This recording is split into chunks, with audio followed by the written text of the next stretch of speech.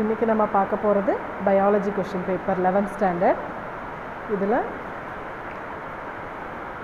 First கொஷினுக்கு இருபக்க சமச்சீர் அமைந்த சயாத்தியம் மஞ்சரிக்கு ஒரு எடுத்துக்காட்டு bio botany. First question euphoria.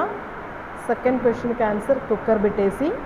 Third கொஷினுக்கு ஆன்சர் வாட்சன் மற்றும் கிரிக் இரட்டை சுருள் டிஎன்ஏ மாதிரி B form.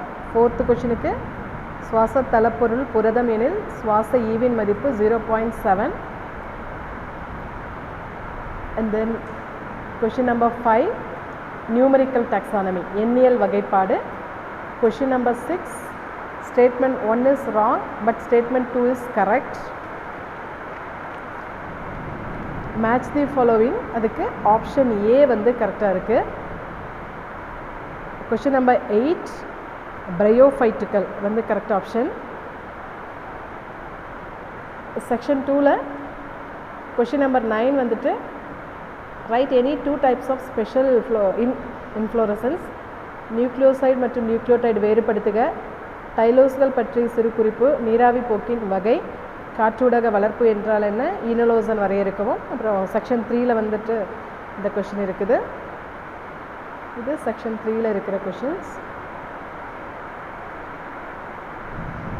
And then bio zoology. First கொஷனுக்கு ஆப்ஷன் ஆர்னமெண்டல் breeds silky. செகண்ட் ஒனுக்கு increased energy output for nerve impulse conduction. third question pneumatic bones. fourth question areolar tissue. fifth question carbaminohemoglobin. sixth question cell myofibril. seventh one option A இரத்த நுண்ணாளங்கள். நுண்ணாளங்களின் மொத்த பரப்பு நுண்தமளிகளின் மொத்த பரப்பை விட பெரியது. question number 8 antidiuretic hormone. and then 2 more questions.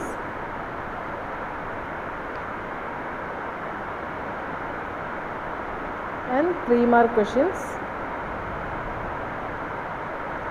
then 5 more questions.